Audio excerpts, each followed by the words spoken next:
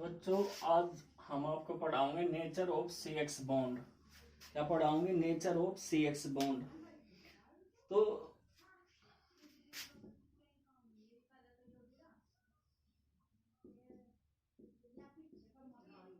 सी क्या है यहाँ पे? Alkyl group. सी क्या है यहाँ पे? Alkyl group. और एक्स क्या है बच्चों यहाँ पे? Halogen atom. तो इनकी पोलरिटी के बारे में बताया जाएगा। पूछ लिया जाएगा क्वेश्चन आपके एग्जाम में कि जो सी एक्स बॉन्ड होता है, यानी कि जो हेलो एल्केन या हेलो एरीन होंगे, वे पोलरिटी रिप्रेजेंट करते हैं या नहीं करते हैं। तो पोलरिटी रिप्रेजेंट करती है कि अगर एक की इलेक्ट्रोनेगेटिविटी बॉन्ड के अंदर हाई हो और एक की इलेक्ट्रोनेगेटिविटी कम हो तो वे पोलरिटी रिप्रेजेंट करेंगे। तो यहां देखो आप, ये जो एक्स है ये क्या है? Halogen atom. ग्रुप 17 में fluorine, chlorine, bromine, iodine, total जो 4 एलिमेंट्स होते हैं वे पीरियोडिक टेबल में सबसे ज्यादा इलेक्ट्रोनेगेटिविटी रिप्रेजेंट करते हैं। जैसे कि आपने 11th में पढ़ा भी होगा, due to small size.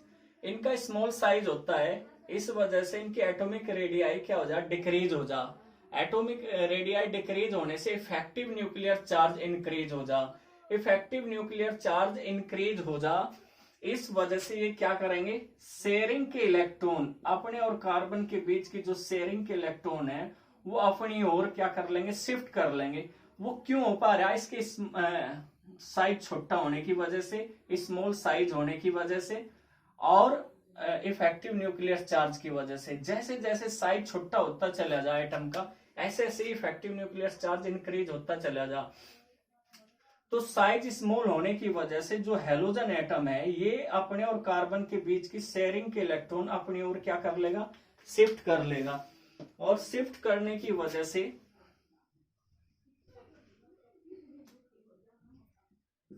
Carbon पे पार्शियली पॉजिटिव चार्ज और हेलोजन एटम पे पार्शियली नेगेटिव चार्ज प्रेजेंट होगा। तो आप इसे इस तरीके से लिख सकते हो, halogen atom are more electronegative than carbon. The carbon halogen bond of alkyl halide is polarized. The carbon atom contain a partial positive charge. A partial positive charge, whereas the halogen atom contain a partially negative charge. तो जैसे अभी अभी आपको बताया हमने, ऐसा होता क्यों है? क्योंकि पूरी की पूरी जो पीरियोडिक टेबल है उसमें ग्रुप 17 के जो एलिमेंट्स हैं, फ्लोरीन, क्लोरीन, ब्रोमीन, आयोडीन, इनका सबसे स्मॉल साइज होता है, सबसे छोटा साइज होता है। और स्मॉल साइज होने की वजह से इनकी अपने पीरियड के अंदर सबसे ज्यादा हाइयर इलेक्ट्रोनेगेटिविटी होती है।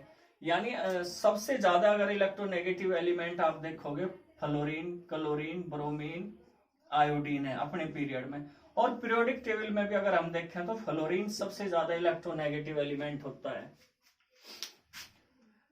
तो यही रीजन है कि ये जो कार्बन और हेलोजन के बीच बॉन्ड है ये क्या होगी बच्चों? ये पोलराइज होगा। पोलराइज किसकी तरफ को होगा? ये हेलोजन एटम की तरफ को होगा। क्यों होगा? इसके स्मॉल साइज होने की वजह से। पोलराइज होने का मतलब ये है कि अगर एक एटम इस तरीके से बड़ा साइज है और दूसरा एटम जो इस तरीके से छोटा साइज, तो अगर यहाँ पे कोई चीज आपको रख दी जा, जैसे इलेक्ट्रॉन ही रखे, तो आप ये देखो इसकी बॉन्ड लेंथ और इसकी बॉन्ड लेंथ, तो कितनी इसकी बॉन्ड लेंथ ज्यादा है, इसकी रेडियस ज्यादा है या नहीं है? देखो इससे डिस्टेंस ज्यादा है या नहीं है? और इसकी डिस्टेंस कम है। स्मॉल साइज होने की वजह से इफेक्टिव न्यूक्लियर चार्ज ज्यादा हाई हो जाएगा। और इस वजह से जो शेयरिंग के इलेक्ट्रॉन है कार्बन और हेलोजन एटम के बीच, वो हेलोजन एटम की ओर शिफ्ट होने की वजह से इस पर पार्शियली नेगेटिव चार्ज और इस पर पार्शियली पॉजिटिव चार्ज प्रेजेंट होगा। और मैं एक क्वेश्चन बॉन्ड लेंथ से भी पूछ लिया जा, अगर आपको बताऊं कि बॉन्ड लेंथ, जैसे ये तो कार्बन है, इसका साइज तो यही रहेगा, ये फ्लोरीन, फ्लोरीन, ये क्या है क्लोरीन, इसका साइज थोड़ा और बड़ा हो गया, ये कार्बन है ही, फिर इसका क्या होगा और थोड़ा बड़ा हो गया। तो इसी तरीके से आप देख रहे, और ये आयोडीन, इसका साइज और बड़ा हो गया।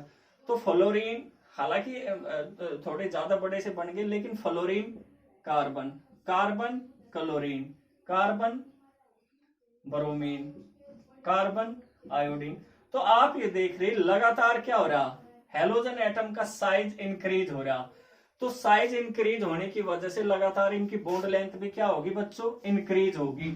तो सबसे ज्यादा जो बॉन्ड लेंथ होगी वो किसकी होगी, CF की सबसे कम, फिर CCl, फिर CBr और फिर CI। यानी कि सबसे ज्यादा जो बॉन्ड लेंथ होगी वो कार्बन और आयोडीन की होगी, और सबसे कम होगी क्लोरीन और फ्लोरीन की। तो जो हमने अभी बताया था, carbon halogen bond length increases from CF to CI as the size of halogen increases down the group. यानी कि जैसे जैसे हम ग्रुप में डाउन जाएंगे तो कार्बन का साइज तो सेम है, लेकिन हेलोजन एटम का साइज लगातार इंक्रीज होने की वजह से बॉन्ड लेंथ क्या होगी, इंक्रीज होगी। तो सबसे ज्यादा बॉन्ड लेंथ किसकी होगी, CI की। सी हमने बताया आपको क्या होगा, एल्काइल ग्रुप होगा, और हेलोजन क्या है यहाँ पे, फ्लोरीन, क्लोरीन, ब्रोमीन, आयोडीन। और आयोडीन का साइज जैसे आपने स्टडी भी करी सबसे ज्यादा होता है। आप इसका स्क्रीनशॉट ले ले सभी बच्चे।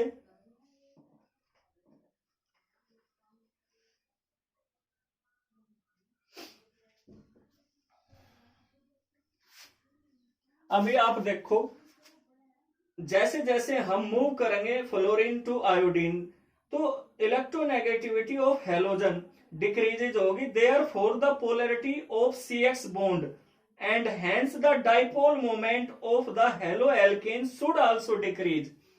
यानी कि अगर हम नीचे से CF से CI की ओर मूव करते हैं तो ये क्या होगा, इलेक्ट्रोनेगेटिविटी डिक्रीज होगी।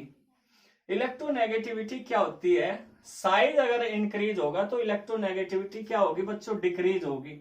फ्लोरीन की इलेक्ट्रोनेगेटिविटी सबसे हाई, फिर इसके बाद क्लोरीन की, फिर ब्रोमीन की, और फिर आयोडीन की। तो जैसे जैसे इलेक्ट्रोनेगेटिविटी डिक्रीज होती है, तो जो आपने पढ़ा डाइपोल मोमेंट 11th में, तो डाइपोल मोमेंट क्या होगा बच्चों, इसका हेलोएल्केन का डिक्रीज होगा। यानी जो डाइपोल मोमेंट है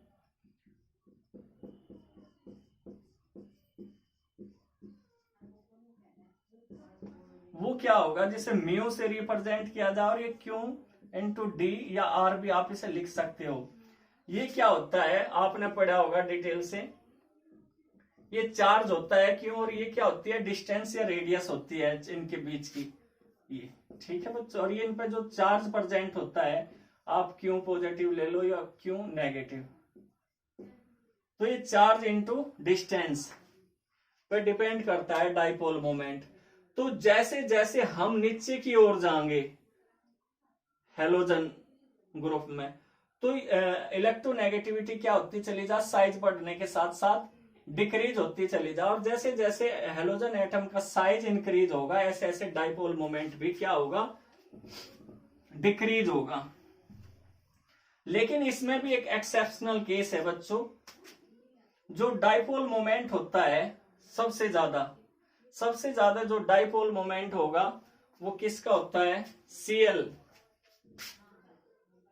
आप सोच रहे होंगे CF, Cl, CBr और CI कि सबसे ज्यादा जो डाइपोल मोमेंट होना चाहिए वो CF के बीच होना चाहिए, क्योंकि सबसे ज्यादा जो इलेक्ट्रोनेगेटिविटी है वो किसकी है, वो फ्लोरीन की है।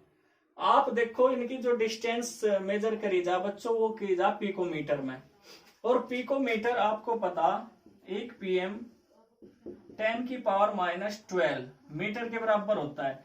यानी सबकी बहुत थोड़ी, बहुत इतनी जीरो लगाने के बाद डिस्टेंस में ज्यादा इनमें आपको डिफरेंस देखने को नहीं मिलेगा। जो मेन डिफरेंस काउंट होगा वो सिर्फ इलेक्ट्रोनेगेटिविटी पे डिपेंड करता है। तो फिर आपके दिमाग में यह आ रहा होगा कि सर इलेक्ट्रोनेगेटिविटी तो सबसे ज्यादा फ्लोरीन की है, लेकिन आप कह रहे हैं कि डाइपोल मोमेंट किसका होगा सबसे ज्यादा, CCl का होगा, और सेकंड पे ये, यानी फर्स्ट, सेकंड, थर्ड और फोर्थ पोजीशन।